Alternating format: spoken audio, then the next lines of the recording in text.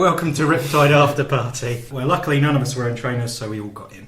That is not a great intro, but frankly, I'm not a great podcaster. I am joined by Tom. Hello, everybody. Tom, of course, is one of the men behind Riptide itself, and of course by Adam. Hello. From the Hardest Part of the Ring Pod, and also the co-host of this. Yeah. One day, perhaps this will be more famous than Hardest Part. Maybe this will be the success one. And on that show, you'll be I'm Adam from Riptide Afterparty, but I also host this. Yeah. Oh, well, that's your dream. Very nice of you to both join me. Thank you for having us around at your place again. Yeah, I know. I've put on Pringles and Jaffa cakes. Yeah, it's a bit funny when you turn up for a podcast record and there's Pringles there. That's pretty dangerous. I learned my lesson, actually. I thought I'd learned my lesson because that's a crunchy food. That's a bad thing for a recorder. The last time when I had Tom and Josh here, I had vegan marshmallows because Josh is vegan, and I thought, and they're not, I'll be frank, they're not cheap. It'll be a nice little treat. Yeah. We can have vegan marshmallows as we record, and they don't make a noise when you eat them. He sat here doing this with the bag whilst we were talking, because I had to edit around it. Our first interview with Josh, we didn't even notice, but he was just playing with a water bottle throughout the whole thing, just squeezing it and taking off the lid and putting on the lid. And I was focused on asking the right questions and then listening to what he was saying and then editing it. It was a nightmare.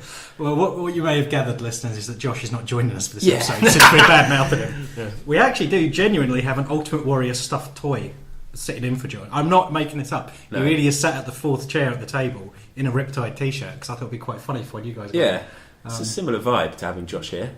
You got anything to say for yourself, Warrior? I've come from the dark, deep past to bring these men together, and each one shall give what they have left till there is nothing left. Oh, okay, good. Yeah, right. Moving on. So it's the second episode of this podcast. Did you think we'd make it this far? I hoped we would. Yeah. I mean, it was really exciting, obviously, when we put together the last episode, and I think it was pretty good. Yeah. And when it got released by the Riptide guys on their Twitter feed, I think we had a decent reaction. Yeah. And so obviously, we would love to hear what people think. If anybody's got any feedback, as long as it's all positive. Tag at Riptide Res, and maybe use the hashtag Riptide Afterparty or something, just so that we know what it's in regards to. Yeah. But the only quote-unquote negative I've heard was, could it be downloadable as opposed to streaming? And I was like, I'm sure that'll happen in the future. Yeah, I mean, obviously the plan is to get it everywhere on every platform so that people can access it and listen to it in any way that they'd like. But we were so excited by the quality, we just had to get it out there. We had to get it out there for people to listen to. And obviously we were talking about Deep Six. Didn't want to release it too long after. That's a bit closer to the truth, I feel.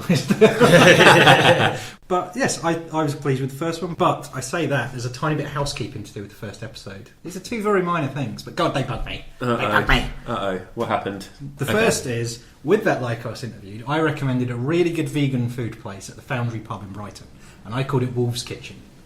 And I have been there, and the food is fantastic, but it's called Two Wolves. So Two Wolves at the Foundry if you want incredible vegan chili burgers, and sort of, it's fantastic. Okay, fair. Second one, very minor thing, I think I texted you this, Adam, but I discussed one of my former SmackDown characters, Donnie Brooke, battling Irishman, but I forgot to mention his tag team partner, Tom Foolery. That's pretty good. I think Tom Foolery was actually the better of the two. It slipped my mind, unfortunately. It's pretty good. Listeners, if you don't get this, then, if you haven't listened to episode 1, then you're really missing out. You need to go back and listen to that. We should probably talk about Riptide Wrestling. Yeah, I was about to say that was the end of the housekeeping. We'll move on. You know the best way to start a Riptide Wrestling section on a Riptide Wrestling podcast? No. Riptide Wrestling news. Here's some news for you. The Riptide Rumble has officially sold out. Tickets are gone. That will be on April 12th. Amazing. So it's that the quickest sellout you guys have had? One of them, yes. Yeah. Okay. Mm-hmm. Yeah, with a good month to go, and we also haven't released the artwork for it. Yeah. Or announced too many matches properly either. So it's looking really, really great for us. Yeah. I'm excited about the artwork because I was talking to Brett, and I was just assuming, since sort of in the promo so far you've been using the poster from last year. I was assuming that was the plan because it's sort of a load of generic wrestlers having a rumble. Indeed, and I think the branding as well. You see that hot pink, and it's nice that because we do have a new design planned, but looking at it and it just brings back the memories of how good the first one was. Yeah, it kind of makes has that nostalgic. Oh yeah, like, let's do that again. Like I've literally got that poster behind that Phantasm. It's a poster. great poster. It's brilliant. But Brett said that he might be working on something else. So. Yeah.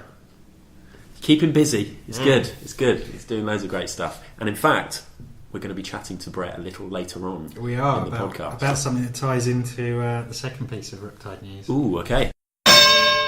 It's a two-part piece of news, really, because the first is we didn't say goodbye to 2 Meter Peter. He has been long-standing security member at the Brighthelm Centre for the Riptide events. And he's been a popular lad. He's obviously been involved in some in-ring action with Curtis Chapman and, at the previous Rumble, funnily enough. One of the surprise entrants, and it was a surprise. Yeah, it really was. It was brilliant. As was announced at the last Riptide show, 2 Meter is off to Canada, starting a new life somewhere. So he's in Canada now. Yeah. So we can finally say what we want without fear of him beating us up. No, I always thought he was a wonderfully charming member of staff and always good to talk to. But obviously, he was doing his job the whole time, and for a non-trained performer, was very good as well. We got a lot of feedback from people who, as quickly as they were to tell us about how they enjoyed the show, they're always telling us how friendly the door staff were as well, and I think that really helped make people feel comfortable at the shows and that they were always welcome back. He's been an amazing ambassador for us. I think he's awesome. I love Peter. Yeah, I'm very, very sad that he had to leave to go to the hospital after Curtis Chapman destroyed his leg. Peter. Wow, poor Peter. Dear. Well, that's the thing, though. When you're leaving a promotion, you've got to go out on your back, haven't you? Exactly. So, yeah. But how does that tie into the comment about Brett? Simple, because despite 2 Meter Peter leaving, he's got almost a spiritual replacement. Because on some artwork that has been released for upcoming August shows, there is a little character of a worm, tiny little worm in the picture, who somehow he's taken over. An angry worm. An angry worm. But he seems to have taken over. And there was even a poll on Twitter about what to call him. And Carl Lockhurst's suggestion won with 1 inch Peter in tribute to 2 Meter Peter. So, what can you say? Absolutely brilliant. I know Brett is very excited about the fact that went kind of viral, in the Riptide community anyway. Yeah. There's a lot of love for that worm. And in fact, it has led to some merch. Yeah, right? Which is no longer available. Yeah, so it was a quick run of merch. Yeah, I don't think they wanted to run it into the ground. I'm really pleased for 1 inch Peter and indeed 2 Meter Peter, but I was holding out for Worm and Wayne's. Worm and Wayne's is pretty good. I was just disappointed. My suggestion had no traction at all, and I admit you need a group of them, but it was Money versus Earthy Body. Quite good. That was really fine. Well, anyway. Well, what have you got, Adam? Absolutely nothing. Absolutely nothing. Earthworm Jim Duggan as well was a personal favourite of mine. Yeah. But Brett has a history of sneaking in these little things into his designs. He likes to have like little Easter egg type things. Well, I did notice in the same poster is Bart Simpson. And then hardest part of the ring, just to bring it back to my podcast as I always do, we have a sort of character called the Blue Laraday. And I think he's actually in the crowd. Ooh. Yeah, if you get ready for a run-in. Yeah, so look around the crowd, see who else you can find, see who else Brett has snuck in, and that is of course in the promotional imagery for the Bank Holiday family-friendly shows. Bank Holiday Wrestling is the there you go. Imaginative but very effective marketing. That's exciting. That's going to be in Hove Park, isn't it? Yes. The Brighton Open Air Theatre, beautiful little outdoor venue. Watching it in like a Shakespearean thing, I think it's going to be awesome. I'm really excited. It's going to be great as well to see because it's all ages as well. Just to see who turns up and just the worm. Many worms. Yeah. One of my favourite things about being involved with running Riptide as well is when you talk to people who have been to the Riptide as their first ever wrestling show, and I think the ratio is just going to go soaring high for when you've got a show where anyone can come. Yeah, and to hear what kids think as well is going to be a really, really enlightening experience as far as like the writing of the show and things like that. I guess I should name them because I don't think it's competition as such as they're people you work with in some conjunction. Battle Pro Wrestling with the Knuckle Locks Gym.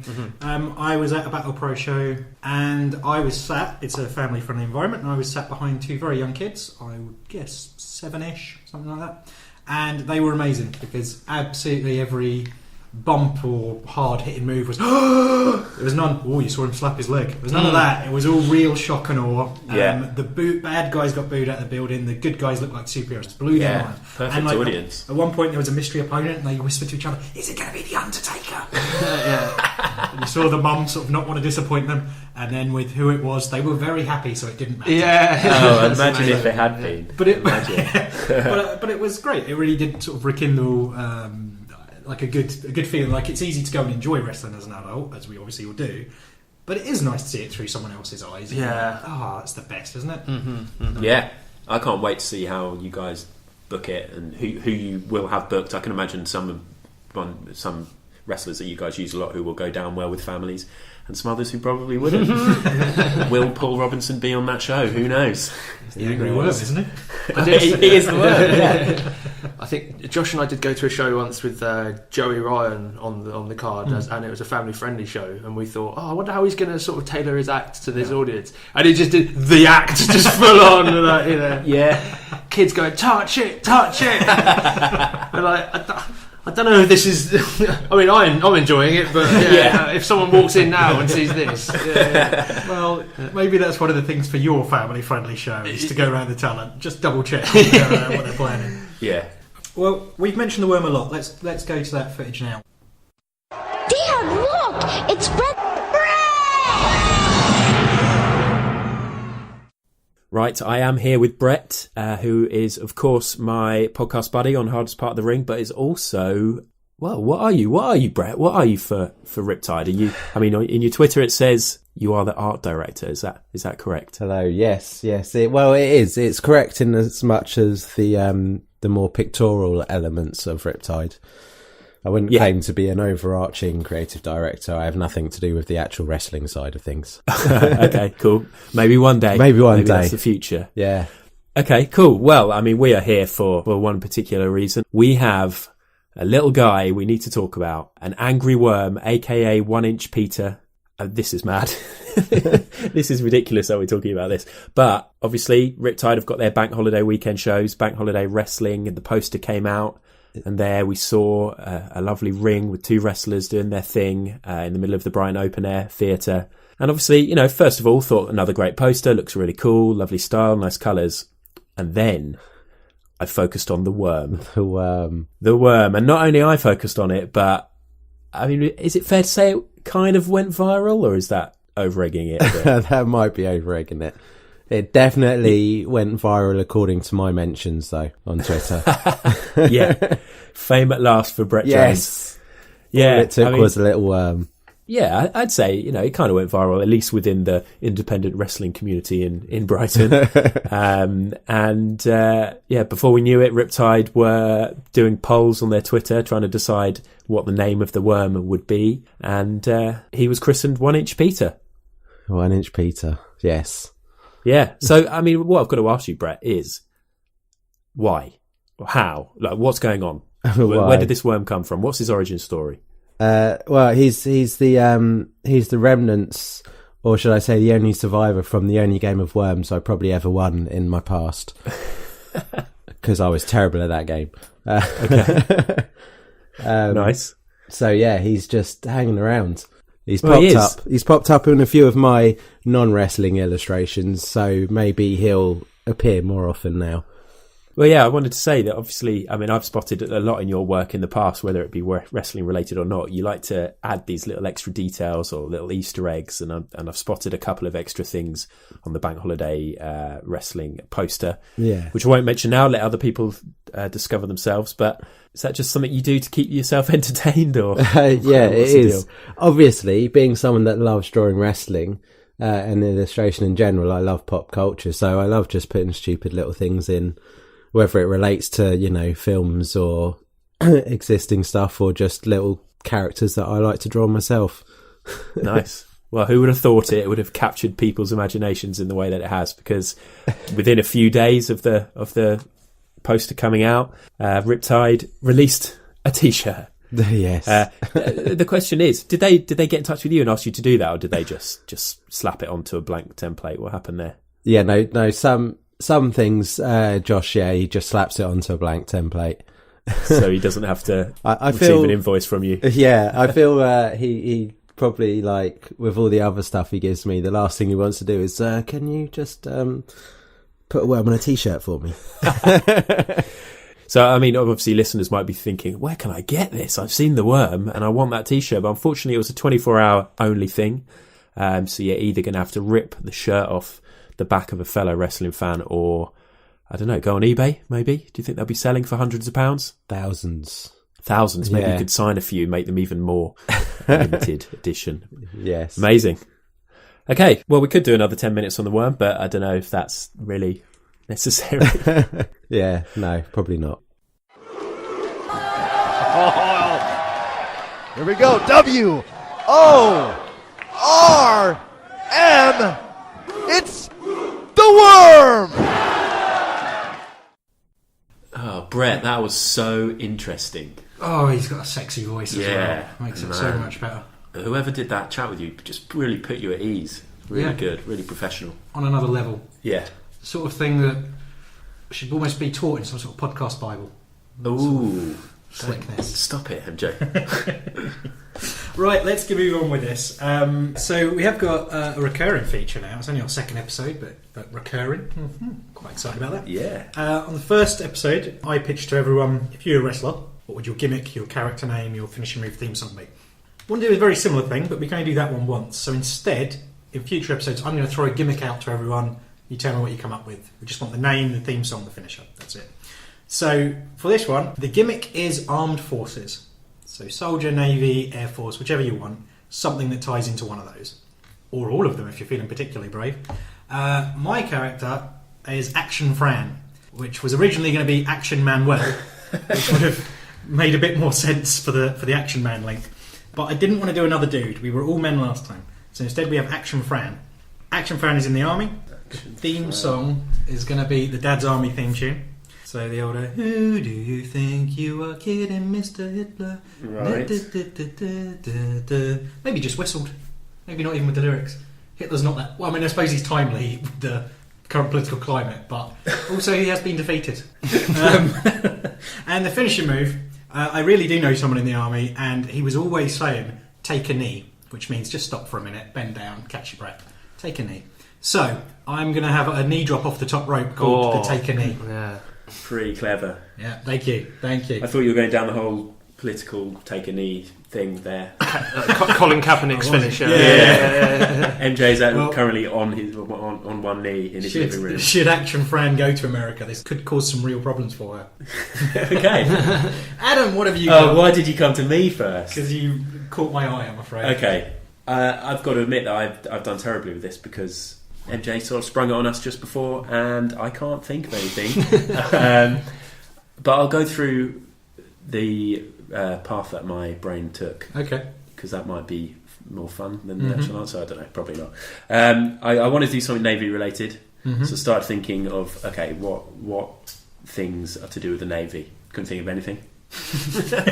All I thought was of boats. Yeah. I thought, what boats do I know? What's a big boat? Thought of the Titanic. Yeah. It's got nothing to do with the Navy. It was a big ship, though. And then I thought you could have somebody called Titan Nick. Oh, yeah. Yeah, that's pretty good. Yeah. Pretty good. Nick Titan is like a pretty good wrestling indie name. Nick Titan, the Titanic. Yeah. Theme tune, obviously, My Heart Will Go On. Yeah, nice. I believe that was Brian Kendrick's theme tune in Japan, because when he was much younger and called Spanky, he looked like Leonardo DiCaprio. He did, didn't he? Yeah. Perfect. Yeah, so there's precedence for it. Yeah. So, Titan Nick will come out to that. Finisher, we're going to have to workshop this between the three of us. Once again, with my answer to this kind of question, I'm going to throw this out to the listeners. I'm not actually shit at this. I'm just trying to get more listening interaction. Okay? And of course, this is encouraging you all to participate in this conversation by posting on the hashtag RIPTIDE Afterparty. Very nice, Tom. Just because I'm being childish, because you've mentioned ships, and I'm now thinking finishers. I've thought of Rikishi Stinkface, but now it's going to be called the Poop Deck. Now I know why you've suggested these features, because you're very good at it. Yeah. You keep coming up with all these ideas. Yeah, tied to Nick, my heart will go on. Not really anything to do with the military, but yeah, there's something there. Yeah. And it would fit with Riptide, actually. If you ever got some big guy, it's sort of nautical theme. It's better suited to them than an action frown, I must say. Yeah, exactly. I was trying to link mine to Riptide. That's why mine is actually good. Clever. Thank you. Tom. I can't help but, when I'm thinking about this, just envision late 90s, early noughties WCW. Just because I think this is the kind of Vince Russo stuff where it's like, well, that wasn't a very good idea, but it was an idea, so let's do that. So I think my old man's actually like a former Navy commander who runs a military preparation college now.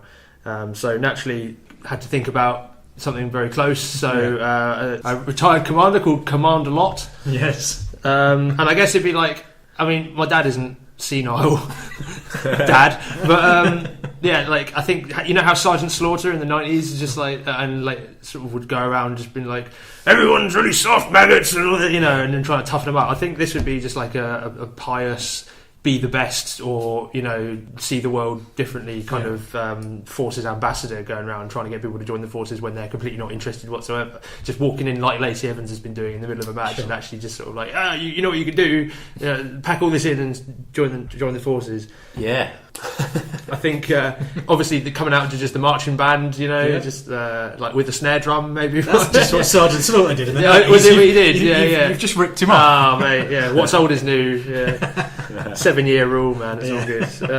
But I mean, what Sergeant Slaughter didn't do, he wasn't tall enough to do this. But I think, you know, in The Simpsons with the when like Lisa starts swinging her arms around and going, if I'm going to do this, and if you get in the way, it's your own fault. Bart starts kicking and then going, if you get in the way, it's your own fault. With like proper, it's like always like goose stepping, you know, really really high legs, and it'd be like the slowest running boot. And they've got to get out of the way, and of course they always do because this character's rubbish. You've got to have a name for that though. I mean, it sounds amazing. If you get in the way, it's your own fault. I don't know. Yeah.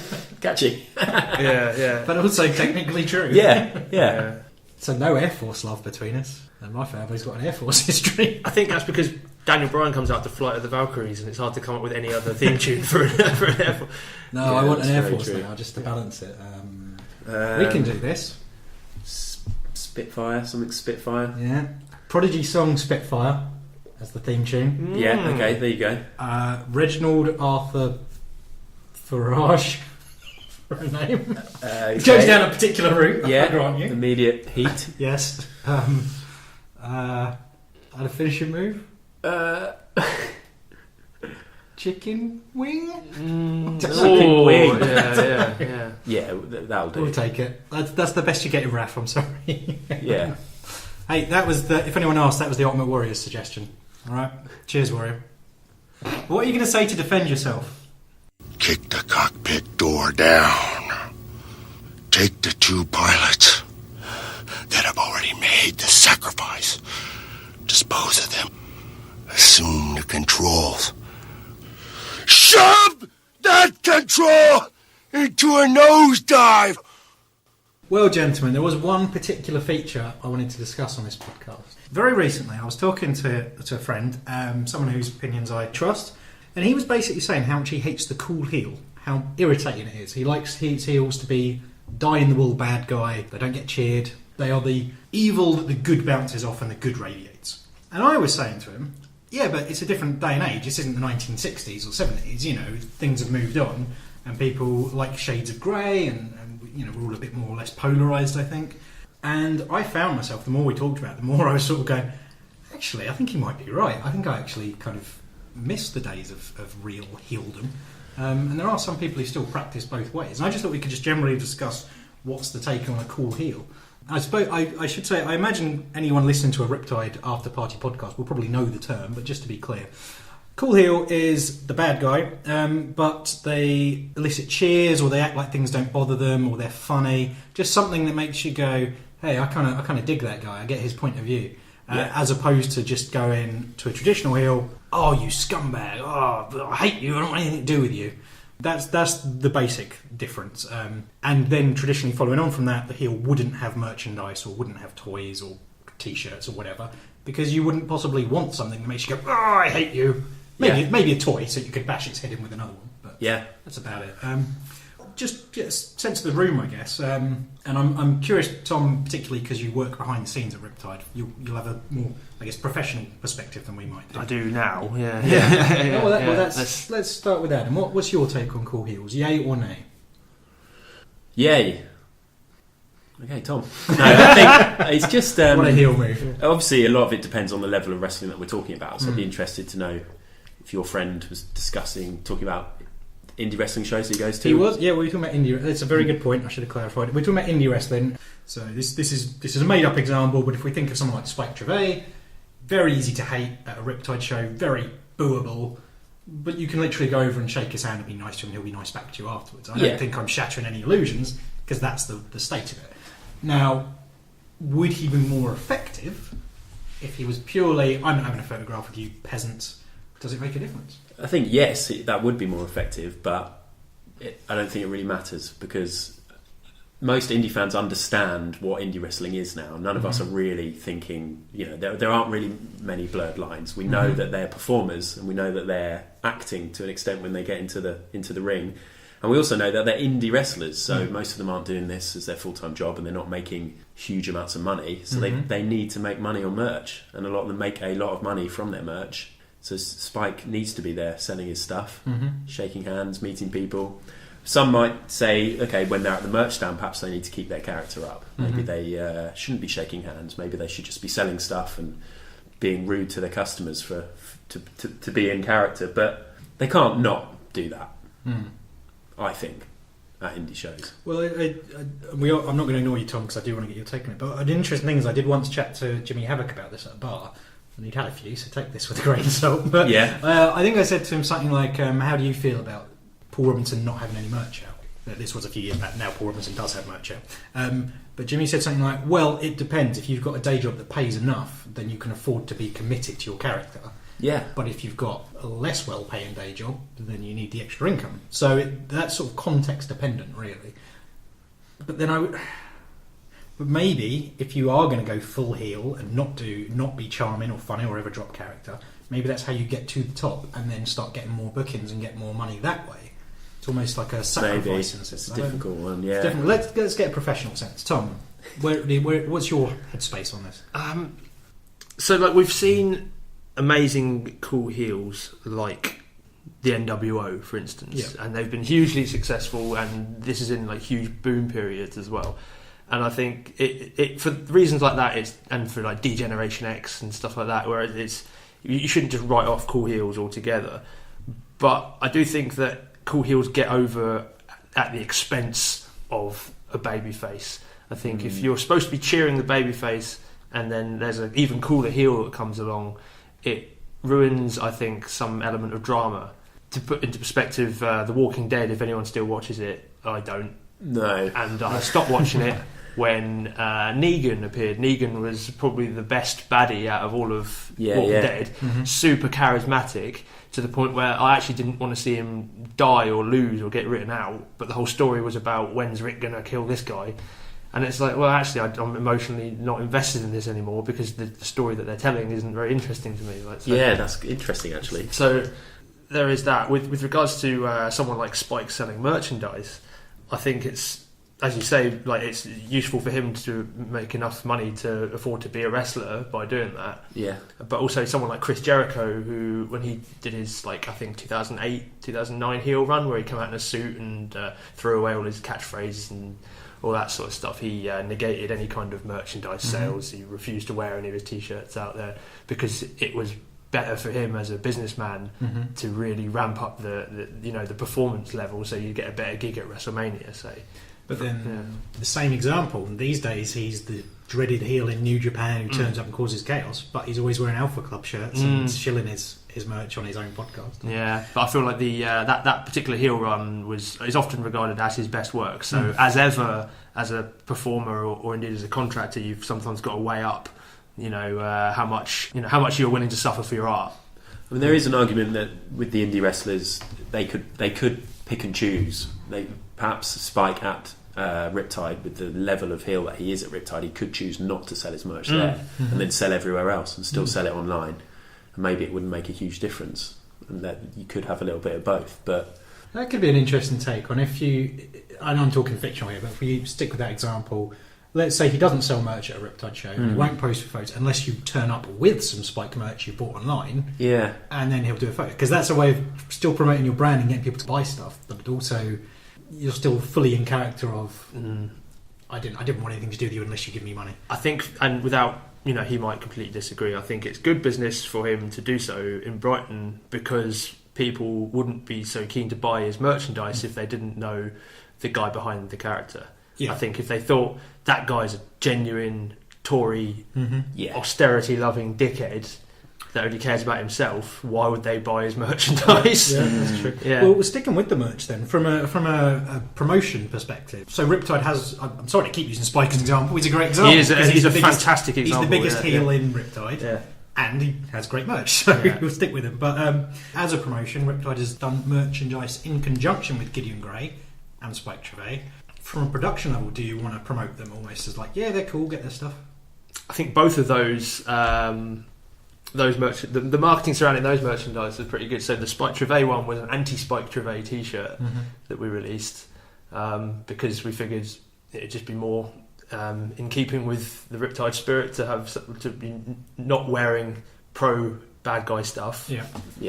And with the Lord Gideon Gray one, we only did that because he hacked our Twitter and on our email server, and then messaged the design to our t-shirt designer. That bastard. Yeah, that was excellent. That cad. But even, although we're talking about the indies, because obviously this is a Riptide podcast, but if you think of WWE, they happily make merch for anyone.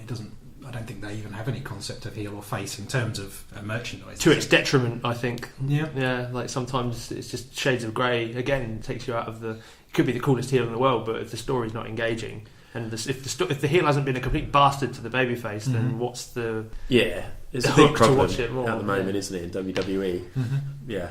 I think the big faces are getting booed, then they'll turn them heel, and then they'll start getting cheered because they're with Ronda at the moment specifically. There's people saying she's now acting how the fans want her to act, and soon they're going to start cheering that behaviour, and then WWE will be like, they're cheering her. And it's notable because we did have a pocket of people that have come to the show that are cheering for Spike, and it does happen. Oh yes, yeah.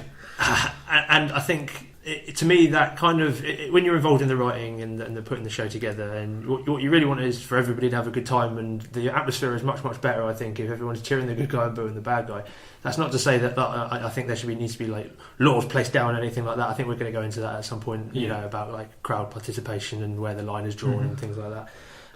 But I think if the performer has stated, which Spike has, that he would much rather, if you like his performance, you should boo him, I'd only encourage you to actually, play along, because it's all part of the show, and actually you'll have a much better time if everyone's... I'll actually say on a personal note, I was never like trying to be like the smarky marky type dude, but I'm particularly a big fan of Marty Skrull, and even when he was he is the villain, that's his nickname, but even when he was the villain in Progress or RevPro, certainly at the start of of when I was following him there, I would cheer him. Not too much, a little bit. And then I did, I had enough people say, if you really like him, you should boo him. So I started booing him, even if I was wearing his t-shirt. And I did get more out of the show. It is more fun, quite honestly. I'm not just trying to shill for companies, but if you go with the flow as opposed to just trying to worry about yourself, I think it's more fun will be had. It's like going to a party, you might as well get involved. Exactly. Yeah. But it's a really weird thing, I think, you just make it all about you. But we'll save that. We'll save that. That is another... I would say that, to bang on, but Combat Panto being a tagline of ours that we've used in the past. But it would be if you attended a pantomime with your family and all you want to do is cheer and boo, and then there's a character that comes out that's like, oh, that's some shades of grey, and it's like, oh, I don't know whether I should cheer or boo him. Like, oh, he's kind of cool, and actually, well, you're ruining it for yourself if you're putting that much emphasis on on that. I think. Yeah, I love a cool heel, but as a fan. Yeah. But then, perhaps if you think of the long term, the NWO was great, but what happened a few years later? The company folded because for a number of reasons, but. I don't know. I am leaning towards it would be better to have at least a few, maybe just a few non-cool. I mean, there are a few. I don't know. Gideon Gray is actually a great example of this. I've never seen Gideon Gray at a show not be Gideon Gray, if you know what I mean. But he does sell merch. But I guess like without cool heels getting over as well, you would never have Steve Austin's ultra babyface run and things like that. That's often what people will point to. Or like The Rock versus Hulk Hogan became such an iconic match at WrestleMania because the crowd turned on the person they were supposed to be cheering for. That's true. And when you've got 20,000 fans, the majority of which are cheering for the right person, and you get a little pocket who are booing, or vice versa, you're not really going to notice. But in an indie show, you do notice, don't you? And it's it can be quite off-putting. I guess in a way that comes down to, is that the fans' fault or the performer's fault? Fans for me, but never. I hate to say it, it's shades of grey. There's one rule for some people and other rules for other people. Like, because some people make it their thing and they get super over. I just think it's interesting, like, because if you think of someone like William Regal, throughout his myriad of careers, World of Sport Wrestling, New Japan, WCW, WWF, WWE, etc., I don't think he ever really crossed into the cool heel. And he could certainly be very funny, but he was always the butt of the joke when he was doing comedy stuff. And he could certainly be very vicious and be mean when he was the nasty bad guy. But I don't think he ever played the cool heel at any point, or even the cool babyface. I think he was always just the butt of the joke or vicious, and that was it. But you look back now and you go, what an amazing career. That's almost, I'd say, the point is maybe for some talents out there, maybe it's better to think long term and not worry about the merch sales and not worry about the fan interactions or pictures you can share on Twitter, and worry about being the most despised you can be in that role until it's time to change it up somewhere else, and then you can do the opposite, perhaps. I mean, it's very easy for me to sit here and say that. It's not, I'm just a fan. It just really is just two different levels, though. When talking about indie wrestlers and people who are working 9 to 5 and then coming out to try and get extra money, and then William Regal or whoever it might be, it's very different, isn't it? Really, it's very true. We don't know what William Regal's situation was financially or whatever, but he knew that this was his career, and he was doing okay out of it. So you can make those decisions. Yeah, no, it's a great point. And that exactly goes back to what Havoc said in that pub a few years back to me about if you've got a day job that pays enough, by all means commit to it. But if you don't, and if you're a performer who has good merch, then you can make shed loads of money from it, can't you? Or a big percentage of your income from wrestling will be from your merch. I would imagine. I don't know fully, but I think The Rock is probably the best example of a cool heel that was a massive megastar off the back of the charisma he was able to show as a cool heel. Okay, well, I'm just going to end this then. I just want to say, who look back to your times watching wrestling, who would you say were the first cool heels you ever noticed? Because certainly when you're watching as a kid, I think you know to boo the bad guys and like the good guys, but there's certainly a point where someone comes along and you think, oh, I quite like them, even though I'm supposed to hate them. For me, it's probably, we've already talked about him, but Jericho, Chris Jericho, just because he's obviously so obnoxious and so arrogant, but at the same time so charismatic, and you couldn't help but he'd just make you smile. And he's all, I mean, even when he came back in when was it, like 4 or 5 years ago, when he had his comeback to WWE and then started doing stuff with Kevin Owens, the whole time I just kept on thinking how seriously cool he was and how whenever you'd watch him doing any kind of promo or any mic work with Kevin Owens, you could tell that the other people were struggling to keep it together. And I couldn't help but love him, even though he was being a complete arsehole, obnoxious arsehole. So back in the day it was probably him, and then he just can still do it. He's still got it. I think we're going to go right back to about 1997. So it kind of ties in with what we were talking about earlier about the magic of kids watching wrestling and not quite being able to differentiate between fiction and reality. So I'm about 9 or 10. I kind of know that there's something a bit fishy going on. Don't know how it works though, so the magic is definitely still there. And I'm watching Steve Austin's run into WrestleMania 13 as this awful prick. And my favourite, Bret Hart, is just being nice, and he's just being run, and like it was just. I'm able to look back on that feud with 2 different lenses now. One as an innocent kid who genuinely thought Bret Hart was doing the right thing, and I was, by the end of that match, like the double turn. So for any listeners who haven't seen the match, there's a double turn where Bret Hart turns heel and Steve Austin turns face. And I was completely swerved by it because I didn't see any of it coming. I wasn't aware of any like writing conventions or anything like that. All I saw was the bad guy was so courageous and he wouldn't pass out, and the good guy had just snapped and started beating the crap out of him after the match had finished. And just watching the crowd come unglued for that. But for me, like the cool heel stuff hadn't rubbed off on me at all. I just thought he was a dick. And that was the first time that I'd ever seen a cool heel was Steve Austin in the run up to his groundbreaking babyface run. Oh, nice. Well, I'm going to go back even further. I'm going to go back to Razor Ramon. Nice, I wouldn't even know, 1992, 93, I don't know. Oozing machismo. Yeah, but I remember seeing... we didn't have Sky. I used to go with my friends and he had Sky, so you'd watch like Superstars, where it was like an hour-long show of just squash matches against local nobodies. And Razor Ramon had vignettes playing. It wasn't even in wrestling. It was just him in Miami being a bully and a jerk. But there was something about... Toothpick. There was something about the toothpick and the accent and flicking it in people's faces. I don't know, man. He's the coolest guy I've ever seen. Basically, I need to look like him. If I could have those Cuban shirts, I'd be a happy man. Those curls. Yeah, but then even his work in the ring, it was all really hard hitting, and he looked like a dominant son of a gun. Yeah, but that was the first time. But he was always written as a heel. It was just the first one I remember thinking, well, I like all the good guys plus Razor.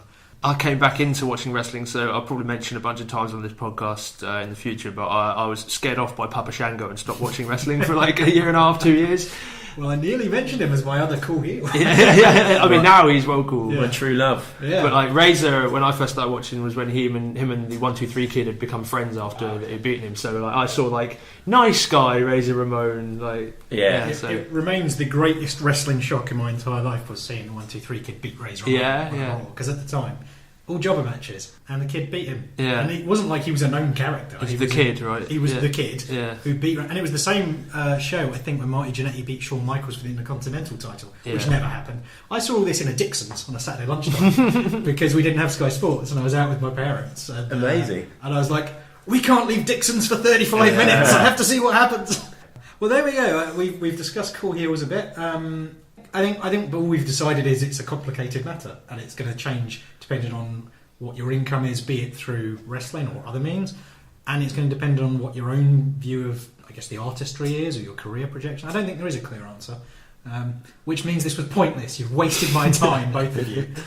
So sorry. It's all right. No, not at all. I think it's actually been a good chat, and it's certainly... I don't think it's changed my opinion too much, which is... I think I'm going to agree with you guys that cool heels need to exist because you need to support the independent industry and they need to make money and so forth. And frankly, it's nice to be able to go up to a Spike or whatever and have a nice interaction. But I think if anyone out there, if any talent wants to go the non-cool heel, the traditional heel, not do anything, I think that could really help you stand out in this day and age in the long term. I think it can really help you overall, but obviously there's a short-term loss. You've got to imagine there's probably quite a few wrestling fans who don't even necessarily go into the merch areas. Yeah. If they come, they watch the wrestling, they have a drink, and they go. And they don't listen to any podcasts. None of this means anything to them. Yeah. Whatsoever. And, it might not mean anything. And he might have this one committed heel who doesn't then go and sell his merch and shake any hands. And a lot of people won't even know they're not doing that. That's true. I suppose I just view it as almost a lost artistry. But maybe it's howling in the wind, as you say. Maybe it's hard to tell, isn't it? When you get so invested. I mean, particularly us lot who either work in wrestling and or do podcasts about wrestling. We're thinking a lot about it. Yeah, absolutely. Too much. Hopefully, everybody who's listening is in the same boat. Yeah, they haven't just stumbled upon this podcast. But again, go on Twitter #RIPTIDE Afterparty. What do you think? Cool heels, good thing, bad thing? Just share an opinion. Let us know. We'll just ignore you if we disagree. Given we've covered every gamut, I think part of us will agree or disagree. Definitely. I thought it was a good chat. Very lucky to be able to have these conversations. Yes. Yeah. Well, that's the end of the party for us. That is it for the second ever episode. Oh, will we make it to 3? We will get that hat trick. Will we? And episode 3, are we going to have Josh or are we going to have Taker? Taker? Oh my god! We haven't got the budget, lads. Warrior. Yeah. I have got a Jake the Snake toy as well. We could use him. Yeah, you'll have to get another guy to come in and do somebody who knows the difference between Undertaker and the Ultimate Warrior. They both begin with you. Well, do you know okay, what? It's been a long chat. There, I remember the Undertaker's debut, and there's a guy that I thought was kind of cool because he was all in black and menacing, but he was also creepy as hell. So I didn't think, oh, I like this guy so much as he's different. Just a weird one to end on. That was all. It is. Thank you both for joining. Do you want to promote anything? So Point Break tickets have just gone on sale. That's a great name for a pay-per-view, I must say. Thank you very much. Ingenious. Whoever came up with that. They should probably get it tattooed. Whoever got it. Yeah. So that's on July the 5th. Tickets are on sale now. We have obviously the Riptide Rumble coming up. Unfortunately, that is sold out. But what we do have, and this is news, might not be news by the time this goes out, but we are running a screening of the 2018 Riptide Rumble at the Bee's Mouth on the 7th of April, the Sunday, I believe, before the Rumble itself. Nice. So if you missed last time, or you just want to recap with some beers and some friends, then come on down. It's free to get in. Should be a good laugh. That's WrestleMania weekend, isn't it? Oh! Well, it's not a bad thing. Actually, you can watch one and then go home and watch the other. I can't because I've got jury duty starting on Monday. Oh, dude, yeah. Nice. Well, we want a full update on your jury duty for the next podcast. Yeah, come and break all the rules and tell us how. Full updates. Anything else you want to plug about yourself, Adam? Not really. I think people know I do Hardest Part of the Ring podcast, which comes out every Wednesday or every other Wednesday. Working on Pod Bible magazine, which is all about podcasts as well. Podcasting is my life at the moment. So check those things out, and see you on the next episode. Cool. I will just be a broken record and promote utotalcult.co.uk because we really are ending in a few months. And if you want to listen to any of the podcast interviews I've done with Jordan Breaks, Damon Moser, TK Cooper, Spike Trevay, Josh Bevan, etc., download them now. Even if you don't listen to them now, because at some point they're disappearing off the internet. Yeah. That's it. So we should definitely end by promoting the wonderful Riptide Wrestling. Who? RiptideWrestling.com. Yeah? RiptideWrestling.com. Yeah. For all your Riptide needs.